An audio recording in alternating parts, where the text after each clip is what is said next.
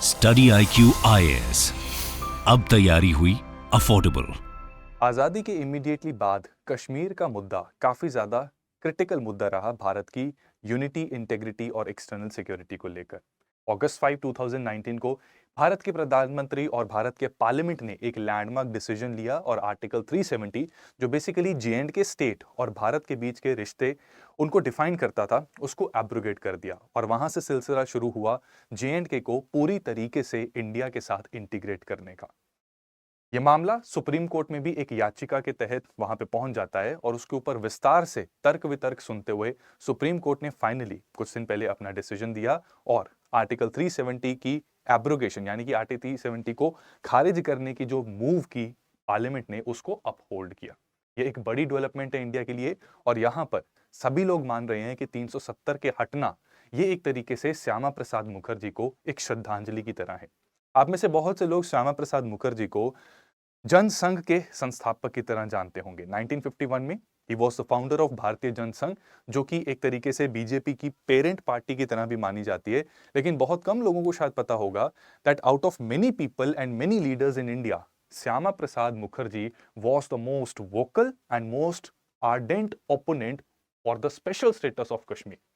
Parliament में उन्होंने अपने एक बयान में यह भी कहा था कि जो कश्मीर के साथ आप एक स्पेशल ट्रीटमेंट कर रहे हैं, एक स्पेशल स्टेटस दे रहे हैं, उससे कहीं ना कहीं भारत की आंतरिक और एक्सटर्नल सिक्योरिटी दोनों को खतरा है, यूनिटी एंड इंटेग्रिटी को खतरा है। एंड ही सेड दैट नहीं चलेंगे एक देश में दो विधान, दो प्रधान और दो निशान, यानी कि दो कॉन्स्टिट्यूशन, दो लीडर्स और दो फ्लैग्स। ऐसा करना गलत होगा।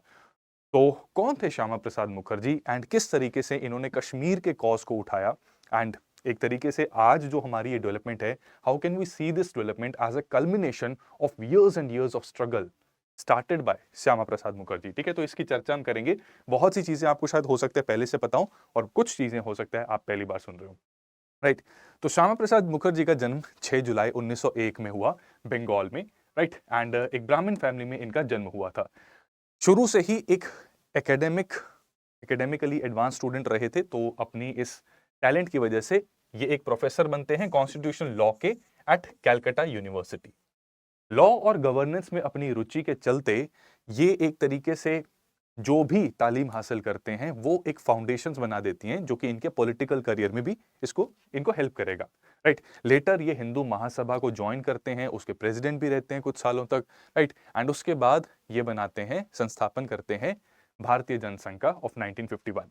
अब आगे बढ़ें इससे पहले और डिस्कस करें कि कश्मीर में इनका क्या रोल रहा था इंडिपेंडेंस के दौरान, इंडिपेंडेंस के इमीडिएटली बाद और कश्मीर के मुद्दे पर इनकी कॉन्ट्रीब्यूशंस को जानने से पहले आप सभी से रिक्वेस्ट करूंगा कि अगर अभी तक आप मेरे साथ टेलीग्राम पर नहीं जुड़े तो जरूर जुड़ें। आपकी यूपीएससी आईएएस प्रिपरेशन से रिलेटेड जो भी इंपॉर्टेंट पीडीएफ हैं जो आपको एग्जाम में भी हेल्प कर सकते हैं, वो सारी चीजें आपको इस टेलीग्राम चैनल पर मिल जाएगी। इंस्टाग्राम पर यहां पर मेरे साथ कनेक्ट कर सकते हैं आप। एंड अगर आप पर्सनली मेरे साथ कॉन्टैक्ट करना चाहते हैं तो टेलीग्राम पर ही आप यहां मुझे अपना फोन नंबर भेज सकते हैं। राइट, एंड जो भी आपकी क्वेरी है उसको यहां पर सेंड कर सकते हैं and I will reply you back @हेलू चंदन। हेलू में डबल ओ आता है, ठीक है, यहां पर। राइट, तो आगे बढ़ते हैं। और जो लोग यूपीएससी 2024 की तैयारी कर रहे हैं उनको मैं बता दूं कि स्टडी आईक्यू ने एक बहुत ही शानदार कोर्स लॉन्च किया है सक्सेस इन प्रीलिम्स के नाम से। इसकी क्लासेस 18 दिसंबर से शाम 5 बजे स्टार्ट होने जा रही हैं। डेली लाइव क्लासेस के साथ साथ यहाँ पर crux document, crux PDF, e books, ये सारी चीजें आपको मिलती हैं और हर क्लास के बाद जो टेस्ट होता है उसमें आपकी आंसर सॉल्विंग कैपेबिलिटी एनहांस हो जाती है। तो इस कोर्स का फायदा लेना चाहते हैं और प्रीलिम्स को क्रैक करना चाहते हैं तो CS लाइव कोड को यूज करके आप 10,000 का ये कोर्स मात्र ₹7500 में परचेज कर सकते हैं। राइट, तो पार्टीशन के समय पर श्यामा प्रसाद मुखर्जी ने एक बहुत ही अहम भूमिका निभाई थी। बंगाल में ये मौजूद थे और हम सब जानते हैं कि बंगाल में दंगे सबसे ज्यादा नोटोरियस होना शुरू हो गए थे। नोआखाली के सबसे पॉपुलर दंगों के बारे में, या पॉपुलर तो क्या कहें, इनफेमस बदनाम दंगे थे ये, उनके बारे में तो आप जानते ही होंगे। कई सारी जो बॉलीवुड की भी मूवीज बनी है, जैसे कि एक मूवी थी हे राम जिसमें कमल हसन और शाहरुख खान भी मौजूद थे, वहां पर भी नोआखाली के दंगों को दर्शाया गया था कि कितने नोटोरियस दंगे हुए थे वहां पर। राइट, तो नोआखाली राइट्स जो बंगाल में हुए थे उन्होंने श्यामा प्रसाद मुखर्जी के एक तरीके से इनकी सोच और इनके विचारों पर बहुत ही गहरा प्रभाव डाला और इनको ये महसूस हुआ कि बंगाल को पार्टीशन करना बहुत जरूरी है और जो हिंदू मेजॉरिटी बंगाल यानी कि आज का जो वेस्ट बंगाल है उसको इंडिया के साथ इंटीग्रेटेड रखना जरूरी है। अंग्रेजों का यह भी प्लान था कि बंगाल को एक अलग से सेपरेट नेशन की तरह हम बना सकते हैं, लेकिन श्यामा प्रसाद मुखर्जी ने उस प्लान का कड़ा विरोध किया और उन्होंने कहा कि यह एक वर्चुअली पाकिस्तान बनना ही होगा। तो इन्होंने बंगाली हिंदू होमलैंड मूवमेंट को लॉन्च किया और इस मूवमेंट का ऑब्जेक्टिव था कि आज का वेस्ट बंगाल उसकी इंडिया के साथ प्रॉपर इंटीग्रेशन। एंड जैसा कि हम जानते हैं कि ये इनकी मूवमेंट, इसका जो ऑब्जेक्टिव था, ये सक्सेसफुल भी हुआ। इसके बाद पार्टीशन में जितने लोग और रिफ्यूजीज सफर कर रहे थे उनकी वेलफेयर के लिए भी इन्होंने बढ़ चढ़कर अच्छा खासा अपना योगदान दिया। इंडिपेंडेंस के बाद जब इंटरिम गवर्नमेंट बनी थी, जहां पर पंडित नेहरू वो प्रीमियर बने थे इंडिया के और काफी सारा उनका एक काउंसिल ऑफ मिनिस्टर था, तो श्यामा प्रसाद मुखर्जी को पंडित नेहरू ने इंडस्ट्रीज एंड सप्लाईज मिनिस्टर बनाया था, राइट। और यहां पर इंटरेस्टिंग बात यह है कि नेहरू की इंटरिम गवर्नमेंट में केवल 2 ऐसे मंत्री थे जो नॉन कांग्रेस मेंबर्स थे, राइट। एक थे श्यामा प्रसाद मुखर्जी एंड दूसरे थे doctor B R Ambedkar. Comment section में जरूर बताइएगा कि अगर श्यामा प्रसाद मुखर्जी का पोर्टफोलियो इंडस्ट्रीज एंड सप्लाईज था तो डॉक्टर बी आर अंबेडकर का क्या था, राइट। इंटरिम गवर्नमेंट में भी इन्होंने अपने विजन को एक तरीके से फॉलो करते हुए भारत की इंडस्ट्रियलाइजेशन की एक नींव यहां पर कायम की और उसी की बदौलत एक तरीके से बिल्कुल स्लेवरी से बाहर निकला हुआ एक टूटा हुआ देश, राइट। ये सच है कि इंडिपेंडेंस के बाद हम इतने मजबूत नहीं थे, राइट।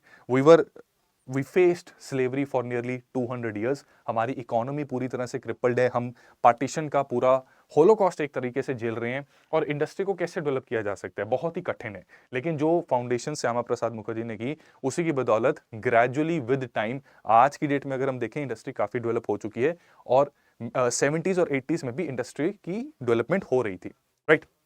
तो यहां पर अपनी कॉन्ट्रीब्यूशंस के बाद यहां ये मेंशन करना काफी ज्यादा इंपॉर्टेंट है कि 3 साल से कम ये इंटरिम गवर्नमेंट में रहे थे। ये 3 साल से भी ज्यादा इन्होंने इंटरिम गवर्नमेंट का पार्ट नहीं बने थे। एक्चुअली नेहरू और श्यामा प्रसाद मुखर्जी में एक मतभेद आ गया था। ये मतभेद था नेहरू लियाकत पैक्ट को लेके।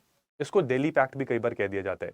नेहरू लियाकत पैक्ट दरअसल एक एग्रीमेंट थी between prime ministers of India and Pakistan. Pakistan के प्राइम मिनिस्टर लियाकत अली खान थे। तो वहां पर उन्होंने ये एग्रीमेंट की थी कि माइनॉरिटीज के संरक्षण के लिए दोनों देशों की सरकारें पूरा अपना कर्तव्य निभाएंगी।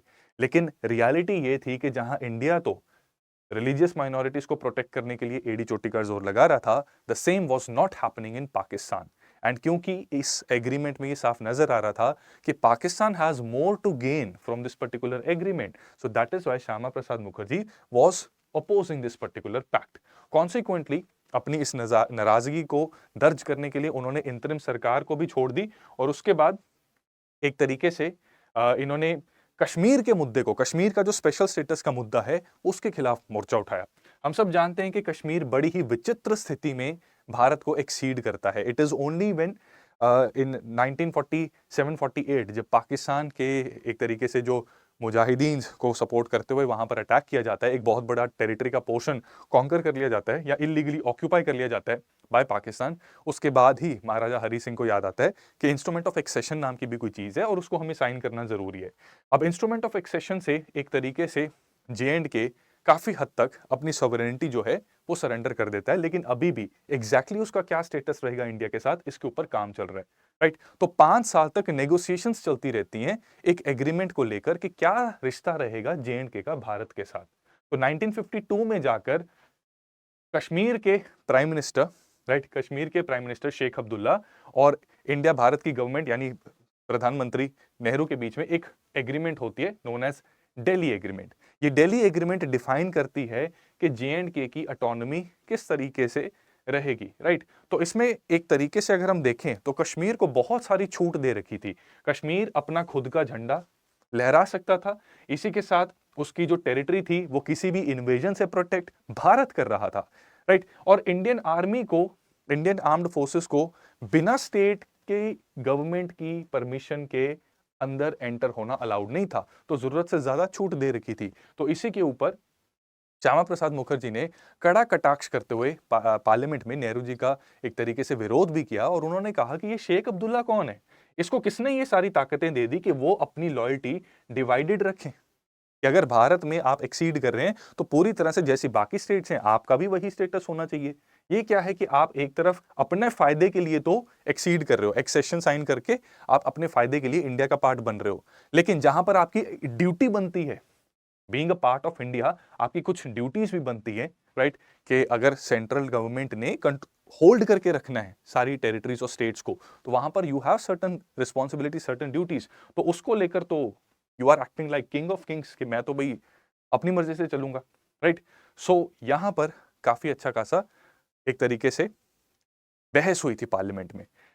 डॉक्टर मुखर्जी ने काफी ज्यादा परसुएड करने की कोशिश की और इन्होंने प्रजा परिषद को भी सपोर्ट किया। प्रजा परिषद एक्चुअली जम्मू में हिंदूज की एक पॉलिटिकल पार्टी थी, राइट, और इनका ये कहना था कि हिंदूज के वहां के प्रोटेक्शन के लिए और प्रॉपर सेफगार्ड्स के लिए ये लोग मोर्चा निकालते थे और अपनी सरकार से कंसेशन मांगते थे। श्यामा प्रसाद मुखर्जी इनके सपोर्ट में आए और कोशिश यही की जाती थी दैट जम्मू कश्मीर की एक तो प्रॉपर इंटीग्रेशन हो, आर्टिकल 370 को एब्रोगेट किया जाए और जम्मू कश्मीर में हिंदूस जो कि वहां पर माइनॉरिटी में थे उनके प्रॉपर सेफगार्ड्स की सरकार पूरी गारंटी ले और जो भी ड्यूटी उसको फुलफिल करनी है वो अच्छे से निभाए, राइट। अब इसके चलते नेहरू को काफी परसुएड करने की कोशिश की लेकिन कामयाब नहीं हो पाए। कॉन्सिक्वेंटली 1953 में डॉक्टर मुखर्जी डिसाइड करते हैं कि वो खुद कश्मीर में जाकर वहां पे फुटवर्क करेंगे, यानी कि फुटवर्क मतलब पैदल जा जाकर वहां पर जागरूकता फैलाएंगे। 8 मई 1953 की 8 मई को वो जम्मू में पहुंच जाते हैं। 11 मई को उनको अरेस्ट कर लिया जाता है और प्रिजन में भेज दिया जाता है। माना जाता है कि जून में जब वो अभी भी जेल में थे वहां पर उनकी तबीयत खराब हो जाती है और एक बहुत मैसिव हार्ट अटैक उन्हें आता है। उपचार के अभाव में अगले ही दिन उनकी मृत्यु हो जाती है, राइट। तो यहां पर बड़े ही मिस्टीरियस सर्कमस्टांसेस में उनको जेल में डाला जाता है और पता लगता है कि वहां पर उनकी मृत्यु हो गई। और गए वो जम्मू कश्मीर इसलिए थे क्योंकि जिस प्रजा परिषद की यहां पर मैं बात कर रहा हूं इनके बहुत से लीडर्स को शेख अब्दुल्ला की सरकार ने जेल में डाल दिया था। तो श्यामा प्रसाद मुखर्जी बेसिकली उनके रिहाई की बात कर रहे थे और यही कह रहे थे कि माइनॉरिटीज हैं उसके ऊपर स्टेट की इतनी एट्रोसिटीज नहीं होनी चाहिए, लेकिन नतीजा कुछ और निकला।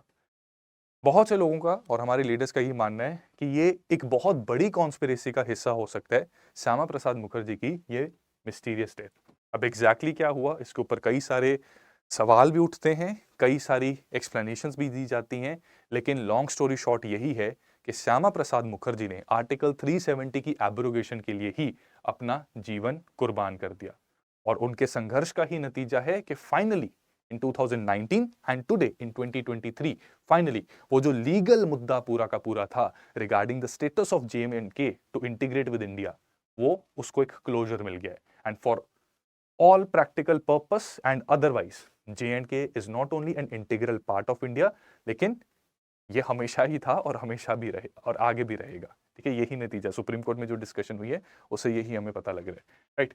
सो उम्मीद करता हूं कि इस सेशन से और इस पर्टिकुलर वीडियो से आपने काफी कुछ गेन किया और आपको पता लगा कि एक्चुअली जो हमें ऐसा लगता है कि ओवरनाइट JNK में आर्टिकल 370 हट गया, ये एक्चुअली एक बहुत लंबे चल रहे संघर्ष का नतीजा है, ये ओवरनाइट नहीं हुआ। और इस तरह से और एनालिसिस जानकर अगर आप अपनी UPSC की तैयारी में और अच्छा प्रदर्शन करना चाहते हैं, ये पोस्ट इंडिपेंडेंस का सिलेबस है जो कि जनरल स्टडीज 1 का पार्ट बनता है हिस्ट्री में। तो पूरे के पूरे प्रॉपर तैयारी के लिए स्टडी IQ का P2I GS बैच है। हमारा बैच 6 लॉन्च हो रहा है अब, ठीक है। I would like to inform you कि बैच 6 18 तारीख से लॉन्च हो रहा है। तो उसमें अगर आप ज्वाइन करना चाहते हैं तो you can use the code CS Live और 37,000 के कोर्स पर आपको लगभग 12,000 की छूट मिलेगी and only in ₹25,000 you can enrol in this particular batch. जाने से पहले आपको एक मेंस का क्वेश्चन जरूर दूंगा, इस क्वेश्चन को आप ट्राई कर सकते हैं and I would love if you can write the answer in the comment section. Question है, abrogation of Article 370 from Constitution of India was not a development that happened overnight. It was a culmination of years of struggle to integrate the state with India completely. Comment. That's it. So आज की video में इतना ही, जल्दी मिलेंगे अगली video में। Wish you all the best. Thank you so much. Study IQ IAS अब तैयारी हुई अफोर्डेबल।